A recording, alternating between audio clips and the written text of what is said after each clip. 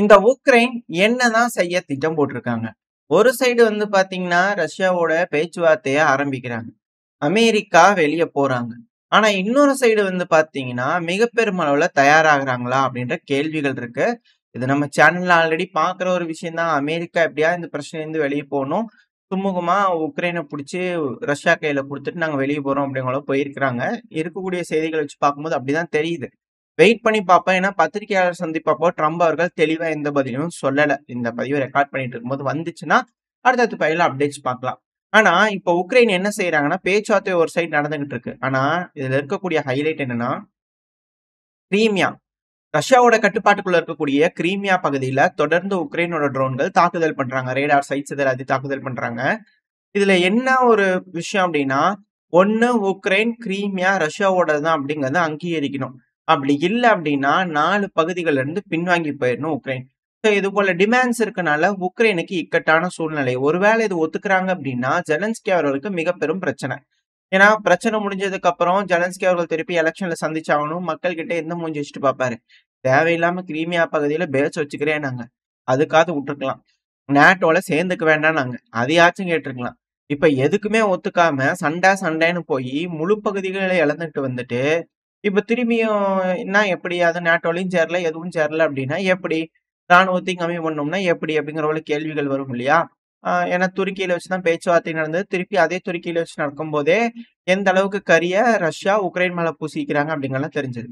So உக்ரைன பொறுத்தவரைக்கும் இப்போதைக்கு இதுல பேச்சுவார்த்தைக்கு போவாங்களான்னா, அவங்க கிட்ட ஆயுதங்கள் இல்ல, உதவிகள் செய்ய வேற நாடுகள் இல்ல. யூரோப்பியன் யூனியன் தான் செஞ்சாகணும்.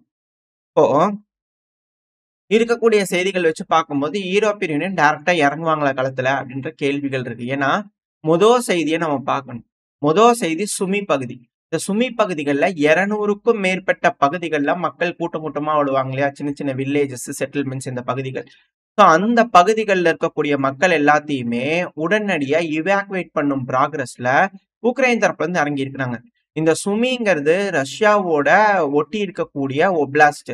ரஷ்யா பார்டர்ல இருக்கக்கூடிய ஒப்லாஸ்ட். ஏன்னா இந்த சுமி பகுதியில இருந்து தான் ரஷ்யாவோட கர்ஸ்க்குள்ள சொரண்டிட்டு இருந்தாங்க.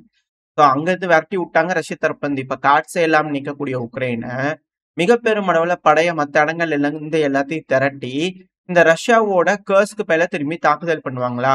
இல்ல செர்னிஹிவ் பகுதியில இருந்து மிக பெரும் அளவுல ரஷ்யாவோட பிரிடியான்ஸ்க் பகுதியில தாக்குதல் பண்ணுவாங்களா? அப்படின்ற கேள்விகள் இருக்கு.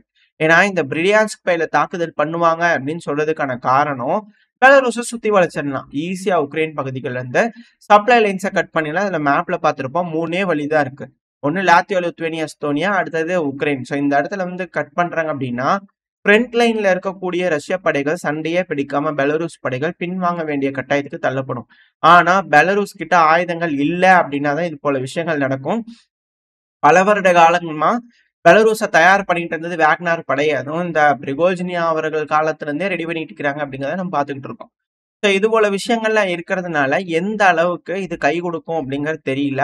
ஸோ மேபி இந்த பகுதிகள்லாம் தயார் பண்றாங்களா அப்படின்ற கேள்விகள் இருக்கு. சரி சுமி யூஸ் பண்ணி கர்ஸ்க்கு அடிக்கிறாங்க, பெல்கிராட் அடிக்கிறாங்கன்னா ஓகே. அது எப்படி பிரியான்ஸ்க்கு அடிப்பாங்க அப்படிங்கிறத கன்ஃபார்ம்டா நீ ரொம்ப நாளா சொல்லிட்டு இருக்கிறியா அப்படிங்கிற உங்களுக்கு ஒரு சந்தேகங்கள் வரும். இப்போ செர்னபில் ஒப்லாஸ்ட் இருக்கு இல்லையா? உக்ரைனோடது. அந்த செர்னபில் பகுதியில பாத்தீங்கன்னா அணு உலை வெடிச்சிருந்தது. அது மிக பெரும் அளவுல சேதங்கள் சந்திச்சிருந்தாங்க. சோவியத் யூனியன் காலகட்டத்துல இந்த செர்னோபில் இன்சிடென்ட் நீங்க பாத்தீங்கன்னாலே மிக பெரும் அளவுல இழப்புகளை சோவியத் யூனியன் சந்திச்சிருப்பாங்க. கருப்பு நாள் அப்படிங்கிறது வழியா சொல்லலாம் இந்த செர்னோபில். இப்ப அந்த பகுதியில ரேடியேஷன் குறையவே இல்லை. இப்ப வரைக்குமே குறையல. அங்க இருக்கக்கூடிய ரியாக்டர்லாம் எதுவும் பெருசா யூஸ் பண்ற மாதிரி இல்ல. மக்கள் வாழ தகுதியற்ற பகுதிகளா அங்க இருக்கக்கூடிய பகுதிகள்ல இருக்கு. இப்ப வரைக்கும் கூட ரேடியேஷன் தாக்குதல் இருக்குது அப்படிங்கிற செய்திகள் இருக்கு. இப்ப அந்த இடத்துல கொண்டு போய் ஸ்மால் நியூக்ளியர் ரியாக்டர்ஸ பாத்தீங்கன்னா பொருத்தலாம் அப்படிங்கிற சொல்லப்பட்டு வருது. இத ஒப்புதல் கொடுத்தது யாரு? அமெரிக்கா. இது போல விஷயங்கள்லாம் உக்ரைனுக்கு கொடுக்கும்போது அதை கொண்டு போய் ஏன் அங்க வைக்கிறாங்க? ஒருவேளை ரஷ்யா உள்ள ஊடுருவி வராங்கன்னா தடுத்து நிறுத்துறதுக்காக அங்க இருக்கக்கூடிய வீரர்களுக்கு கரண்ட் வேணுங்கிறதுக்காக வைக்கிறாங்க. சரி, இப்ப அத அங்க வைக்கிறதுனால என்ன பிரச்சனை அப்படின்னா, ஒருவேளை உக்ரைன் ஊடுருவி போறாங்கன்னா, ரஷ்யா பெருமளவுல தாக்குதல் பண்ண முடியாது. அணு ஆயுத தாக்குதல் பண்ண மாரி ஆயி போயிரும். அந்த இடத்துல ரியாக்டர் மேல அடிக்கிறாங்க அப்படின்னா, வெடி விபத்துகள் ஏற்படுதுன்னா, ரேடியேஷன் ஸ்ப்ரெட் ஆகும்போது பெலருஸ்க்கும் போகும், ரஷ்யாவுக்கும் போகும். இது மிக பெரும் அளவுல சேதங்களை ஏற்படுத்திரும் இரு தரப்புலயும். இதுக்காக செக்யூர் பண்றதுக்கு செர்னோபில் பகுதியில கொண்டு போய் வைக்கிறாங்களா அப்படின்ற கேள்விகள் வருது. அது சுமி ஒப்லாஸ்ட்ல 200க்கும் மேற்பட்ட பகுதிகள்ல காலி பண்றாங்க அப்படின்னா, இது இந்த செர்னிஹிவ் ஒப்லாஸ்ட்ல தான் செர்னோபில் இருக்கு. செர்னிஹிவ் அடுத்து வந்து பாத்தீங்கன்னா சுமி. இது ரெண்டுமே அண்டை பக்கத்து ஒப்லாஸ்ட். ரெண்டும் உக்ரைனோட ஒரு ஒப்லாஸ்ட் தான். இது ரெண்டும் ரஷ்யாவோட பார்டர்ல இருக்கக்கூடிய ஒப்லாஸ்ட். இதெல்லாம் வச்சு பார்க்கும்போது இந்த பிராந்தியத்துல மிக பெரும் அளவுல ஒரு அஃபென்சிவ் ஆபரேஷன் உக்ரைன் தரப்பு வந்து எடுப்பாங்களா? ஒன் லாஸ்ட் டைம் அப்படிங்கிறதோட பல வருட காலமா செஞ்சுட்டு உக்ரைன் அதே போல திரும்பி ஏதாவது ஏடாகுடமா செஞ்சிருவாங்களா அப்படின்ற சந்தேகங்கள், அச்சங்கள், பயங்கள் பல அனலிஸ்டுக்குள்ளேயும் இருக்கு. என்ன நடக்க போகுது அப்படிங்கறதுதான் தெரியல. வெயிட் பண்ணி தான் பார்க்கணும். அது மட்டும் இல்லாம நேட்டோல இருக்கக்கூடிய ஒரு நாடு மிக பெரும் அளவுல தயாரா இருக்கும். ரஷ்யாவோட போர் செய்யறதுக்கு தயாரா இருக்கிறாங்க தெரியுமா? நாட்டோல இருக்கக்கூடிய ஃபுல் ரெடியா இருக்கிற ஒரே நாடுனா அது நாங்க தான் அப்படிங்கிறது போல பெருமையா பேசிக்கிறாங்க. எஸ்தோனியாவோட டிஃபென்ஸ் மினிஸ்டரான பெவ்குர் அவர்கள் தரப்பு வந்து இது போல ஸ்டேட்மெண்ட் வந்திருக்கு. லாத்வியா, லுத்வேனியா, எஸ்தோனியா இந்த 3 நாடுகளும் தயாராயிட்டாங்களா ரஷ்யாவோட போர் செய்ய? ஏன்னா உக்ரைன் இது போல செர்னிஹிவ் வழியா வந்து பாத்தீங்கன்னா ரஷ்யாவோட பிரியான்ஸ்க் பகுதியை தாக்குறாங்க அப்படின்னா, இந்த 3 நாடுகளும் அங்க தாக்குதல் பண்ணதான் பெலரூஸை வந்து பாத்தீங்கன்னா மிக பெரும் அளவுல சுத்தி வளைச்சுக்க முடியும். பெலரூஸை வந்து இவங்க டார்கெட் பண்றாங்கன்னா எப்படி அப்படின்ற கேள்விகள் வருது. வெயிட் பண்ணி தான் பார்க்கணும். ஏன்னா பெலரூஸை சுத்தி வளைச்ச மாதிரி ஆகி போயிடும். மேபி அந்த அடிப்படையில வந்து பாத்தீங்கன்னா அதுக்கப்புறம் ஏதாவது ஒண்ணு நடக்குமா அப்படின்ற கேள்வி இருக்கு. இதுல என்னன்னா ரஷ்யாவோட பகுதிகளை தான் சுத்தி வளைக்கிறாங்க.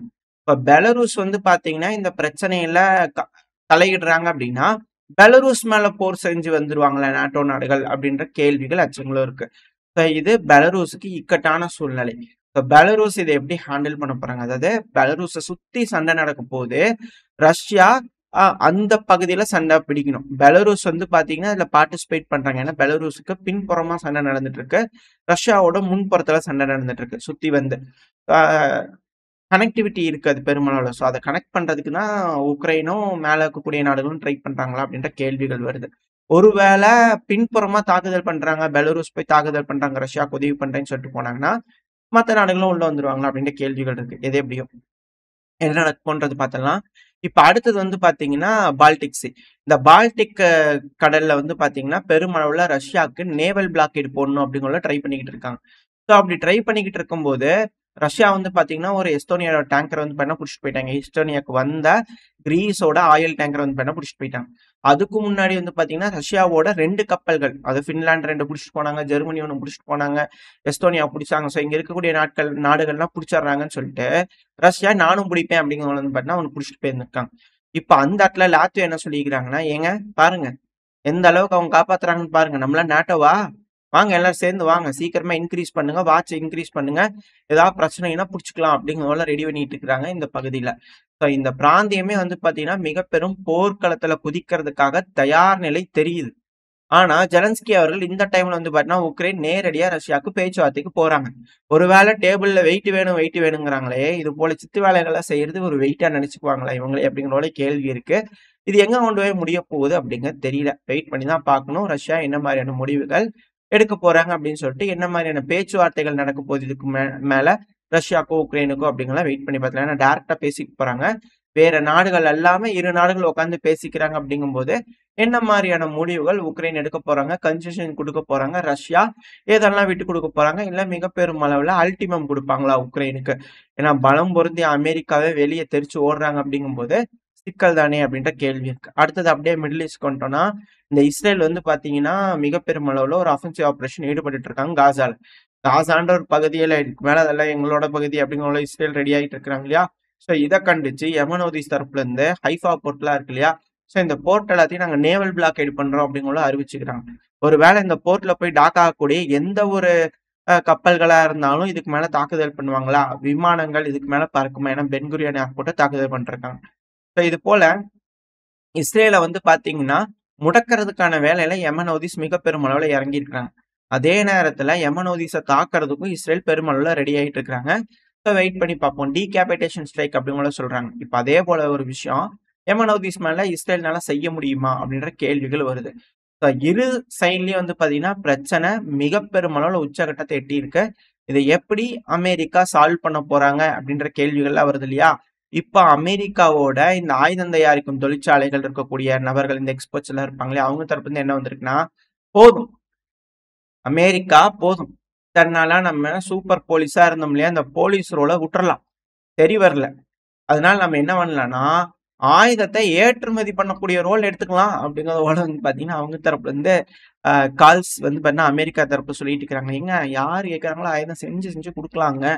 நம்மளுக்கு என்னங்க வந்துச்சு? வாங்கி வாங்கி கல்லாப்பட்டியில போட்டுக்கலாம். அதாவது 1ஆம் உலகப் போர், 2ஆம் உலகப் போர். அந்த காலகட்டத்துல அமெரிக்கா என்ன செஞ்சாங்களோ, அத திரும்பவும் செஞ்சுக்கலாம். அப்படி செய்யறதுனால எல்லா நாடுகளும் வீக் ஆயிருவாங்க. வீக் ஆனதுக்கு அப்புறமா நம்ம ஸ்ட்ராங்கா இருப்போம். நம்ம ஸ்ட்ராங்கா இருக்கும்போது நம்ம என்ன சொல்றோமோ அத கேட்பாங்க. அப்படிங்கிறது போல ஒரு கனா கண்டுட்டு இருக்குது அமெரிக்கா. எல்லா பக்கம் சிண்டு முடிச்சு வச்சாச்சு. தெளிவா பண்ணிட்டாங்க. அதான் அமெரிக்கா வந்து பாத்தீங்கன்னா, நம்ம இந்தியா இந்த 2 சைடு முடிஞ்சிருச்சு. அடுத்து நம்ம சைடுல வந்தோம்னா, ஒண்ணு பங்களாதேஷ், இன்னொன்னு பாகிஸ்தான். 2 சைடு ரெடி பண்ணி வச்சுட்டாங்க. ஸோ வெயிட் பண்ணி பார்ப்போம். எல்லா பக்கம் ரெடி பண்ணி ஆயுத பூஜையெல்லாம் போட்டு ரெடி பண்ணி வச்சுக்கிறாங்க. உட்றா ஜூட்ன்னு சொல்லலான்னு பார்த்தா, இப்ப கோவிட் வேற மிகப்பெரும் அளவுல பீக் அடிச்சுக்கிட்டு இருக்கு. என்ன நடக்கும்னு தெரியல. வெயிட் பண்ணி பார்ப்போம். இது 3ஆம் உலகப் போர் தானா? அமெரிக்கா ஆசைப்படுற மாதிரி நடக்கக்கூடிய 3ஆம் உலகப் போரா? இல்ல ரொம்ப சீரியஸா ஈஸ்ட் வெர்சஸ் வெஸ்டா மாறக்கூடிய ஒரு உலகப் போரா? என்ன நடக்க போகுதுன்னு தெரியல. வெயிட் பண்ணி பார்த்தரலாம். ஓரளவுக்கான தகவல்கள் இந்த பதிவுல பார்த்திருப்போம்னு நினைக்கிறேன். இந்த பதிவை நான் முடிச்சுக்கலாம். இந்த பதிவு எப்படி இருந்துச்சு? உங்களுக்கு பிடிச்சிருக்கா?